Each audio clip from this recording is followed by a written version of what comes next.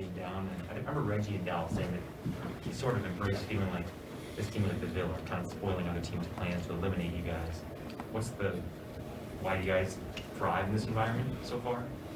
I'm not sure. I think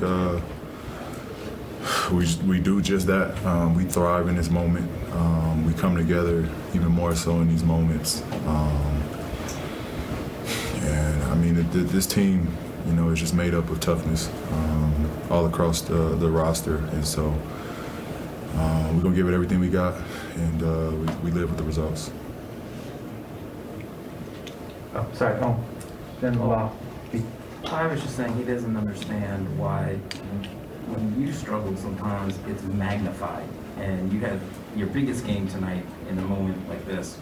What did this moment mean to you? And when Ty says that, he's wondering why people tend to focus sometimes on your struggles. What do you feel like, sometimes people pick on you a little bit more than say other stars? I do. And it's the honest truth. It's a fact. But I can't worry about that. It's comes with the job, I guess. But it is what it is. I still try to go and dominate, whether I'm shooting the ball well or not shooting the ball well. I still try to dominate just the whole game in general. To me, it doesn't come down to just scoring. It's just being able to play both ends, rebound, and make plays for others. And so I'm beyond that. I'm beyond that. I am who I am. I wish I could shoot 80%, 75% on a nightly basis, but it's not realistic. But what I can do is do everything else. And so it is what it is. They can judge me on what they want to. That part don't matter to me. I'm gonna go out there and hoop and give everything I got. What did Ty say to you at the end there when he dapped you up? As every assistant came over and dapped you up, but then Ty said something to you.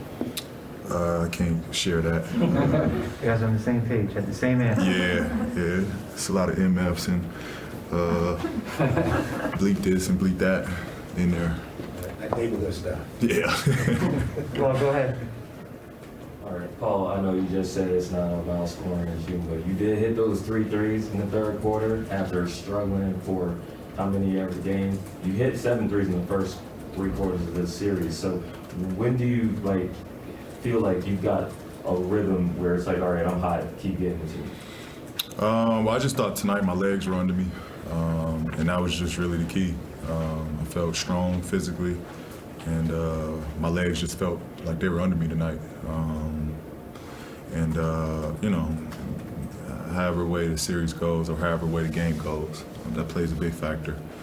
And with that, and then once you see the ball going down, it makes it easier to get in the rhythm. I know you got the same rhythm and everything post-game, but do you feel like you just did something different? Or this was just all right, you had your legs on you today, you just don't know when you're going to feel like that? Yeah, I thought, I thought I didn't rush or jack shots up to start out. I didn't think I rushed it. I was able to get a easy and one layup to start the game. I was able to get a free throw to start the game. I was at that point making plays for other. So I just felt like I was able to ease myself into the game, opposed to, coming out jacking 10 shots in the first quarter. I just let the game come to me, and I thought, it was great. Mook had it going. We wanted to keep getting Mook the ball, keep getting him looks. But again, I thought it was just me flowing into the game. Go ahead, Miriam. Before the game, Ty said that you were pretty bummed when you heard about Zubats not being able to play with his injury. And then he also just said that Reggie was talking a lot of trash, especially even for Reggie, all day long, kind of give you guys spirits.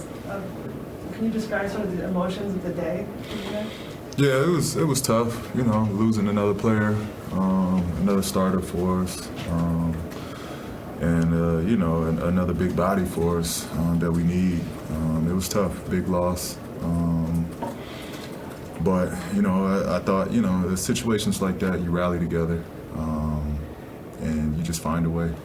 And keep saying it, Reg is one of the most positive people he just keeps everything light, and that's what you need in these moments. Mark, you've been waiting.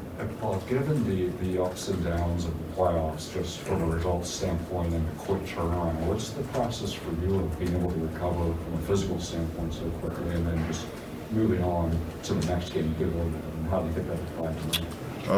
Yeah, I mean, literally the next, hour, 2 hours right now, it'll just be straight recovery stuff from, massage, cold tub, treatment, it's the list goes on, and then, it's a process tomorrow. But, I'm dedicated to making sure my body is at whatever, close to 100 as possible going into the next game.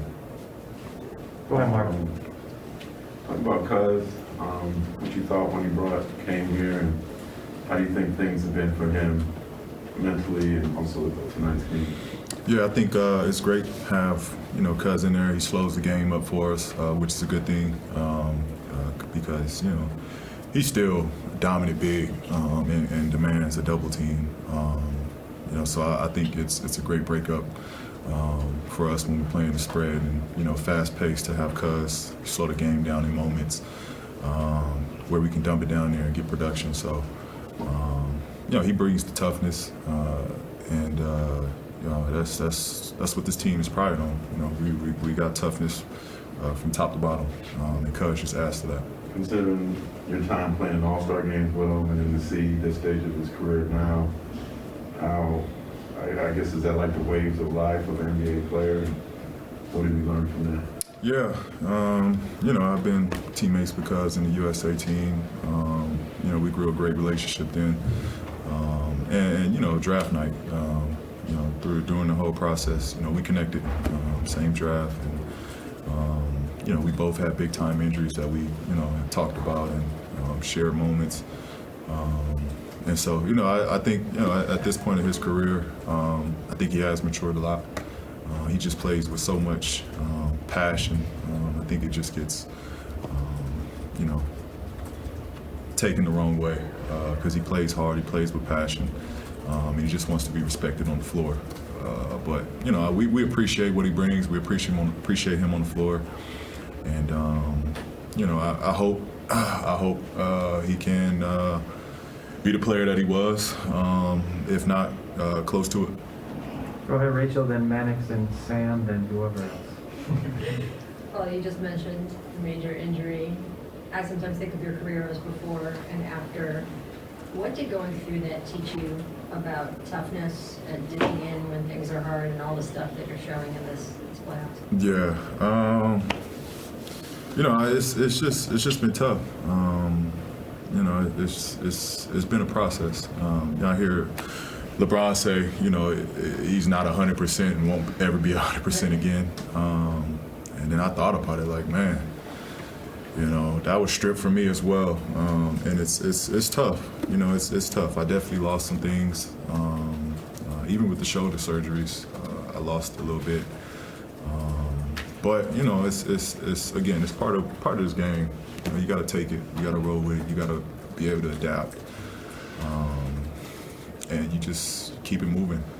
But it is tough going through these injuries, rehabbing, finding a way to be yourself again. I think the good thing about it, though, you just learn on the fly. You learn how to adapt to stuff, knowing what you can and cannot do. And then you just figure out new ways to do things. And I think that's what I've been able to do this year. That's kind of the thing of it, right? You talk about what you lost, but I assume you gained stuff too. You pick up things. Yeah, if you hadn't gotten hurt. Yeah, you pick up shortcuts, I guess, ways to get to what you used to be able to do. And I think that just comes down to the mental part because athleticism goes. And so the game becomes mental. You pick up the tricks and how to kind of do those things you used to be able to do again. Chris, go ahead. Paul, you were talking earlier about the challenges of the day, losing Zubac early. Did you have any sense coming in that this team's going to play with the energy that it did early on, like build like 18-5 lead and just kind of came out with that type of energy? Did you get any sense that was coming? Yeah, I mean, you never can predict how the game's going to go. But I thought the energy, the mood was that we were going to come out and they was going to finish this series off. They was going to have to work for it, and that was just the mentality we came into this. We wasn't going to back down. We wasn't just going to throw in the towel. The fact of the matter is, they got to beat us. It's one game for us, and it's one game for them. One game they beat us, we're out. One game, continue our season on. So we just had that mentality to start the game off. Last one, Sam. PG, good seeing you. I'm wondering with Ty, we talk about his track record of coming back in series, and with good reason, but have you learned anything new these past 3 series? Like when these moments happen, when you guys are behind, the way he uses his voice, the way that he impacts you, like has he changed the way that he moves? No, he didn't panic. No, the whole thing, it's not like we've been getting blown out. It's not like we've been outmatched. Game 2, we lost on a tip jam. Game 3 Game 3 we lost on a tip down. Game 4 couldn't score to close the game out. It's not like we're that far off. And so, great thing with T. Lou, he didn't panic. It wasn't like we were, ripping up the game plan, starting a new one. Just sticking to what we do. And he just continued to just give us confidence that what we're doing is working. Stay with the game plan. Minor adjustments, but he's sticking with what we do. And in times like this, it's great not to go in panic mode. He's just great at just staying calm and collected. Thanks, Pete.